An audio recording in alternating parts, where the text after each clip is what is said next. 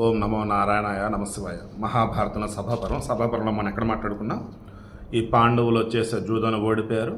ఇక అడవులకు బయలుదేరుతున్న మూమెంట్లో దుశ్శాసనుడు అత్యంత నీచంగా ద్రౌపది గురించి మాట్లాడుతూ ఉంటే, అరే గుర్తుంచుకోరా, నిన్ను గుండెలు పగలదీసి నీ రక్తాన్ని తాగుతానని చెప్పేసి ప్రతిజ్ఞ చేశాడు. ఇక ఆ తర్వాత త్వరలోనే సమస్త ధనుర్ధనులంతా చూస్తూ ఉండగానే ధార్తరాష్ట్రులు అందరినీ కూడా యుద్ధంలో చంపి శాంతి పొందుతా అని చెప్పేసి భీముడు చెప్తా ఉన్నాడు. సభ నుండి పాండవులు నిష్క్రమించే సమయంలో మందమతి అయిన దుర్యోధనుడు ఆనంద పరవశుడై సింహం వలె నడుస్తున్న భీమసేనుని గమనాన్ని సరదాగా తన నడకతో అనుకరించాడు. అంటే ఎగతాళి చేయటం, ఆ భీముని యొక్క నడకని ఎటకారం చేస్తూ ఈ దుర్యోధనుడు నడిచాడు.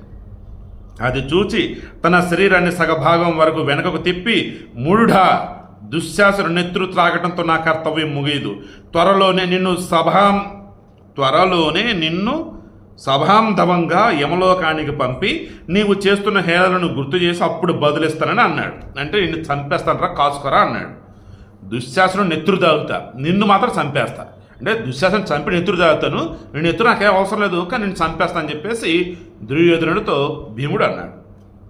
ఈ ప్రకారం తనకు జరుగుతున్న అవమానాన్ని చూచి బలిష్ఠుడు అభిమానవంతుడైనటువంటి భీముడు కోపాన్ని నియంత్రించుకుని యుధిష్ఠిరుని వెనుక నడుస్తూ కౌరవ సభలో ఇలా అన్నాడు. నేను దుర్యోధనుడు చంపుతాను, అర్జునుడు కర్ణుడిని చంపుతాడు, ఈ జోదరి శకుని సహదేవుడు చంపుతాడు.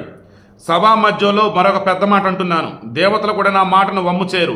కౌరవ పాండవుల మధ్య యుద్ధం జరిగినప్పుడు ఈసారి దుర్యోధనుని గదతో చంపివేస్తాను. రణభూమిలో నేలపై పడదోసి ఈ పాపాత్ముని తలను కాలితో తన్ని నిలబడతాను.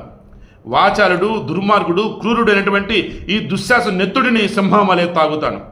అప్పుడు అర్జునుడు ఇలా అన్నాడు, భీమా, సజ్జనులు తాము చేయదలుచుకున్న దానిని మాటలతో చెప్పరు. నేటికి 14వ సంవత్సరంలో జరగబోయేది జనం చూస్తారు. 12 సంవత్సరాలు అరణ్యవాసం, 1 సంవత్సరం అజ్ఞాతవాసం, 13 సంవత్సరాలు అయిపోయింది. 14వ సంవత్సరంలో యుద్ధం. అప్పుడు మనం ఇప్పుడు మాటల్లో చెప్తున్నది చేతుల్లో చేపిద్దాం, చూద్దాం, అప్పుడు అంతా చూస్తారని అన్నాడు. భీమసేనుడు అంటున్నాడు, ఈ నేల దుర్యోధన, కర్ణ, శకుని, దుశ్శాసనం నెత్తురు త్రాగుతుంది.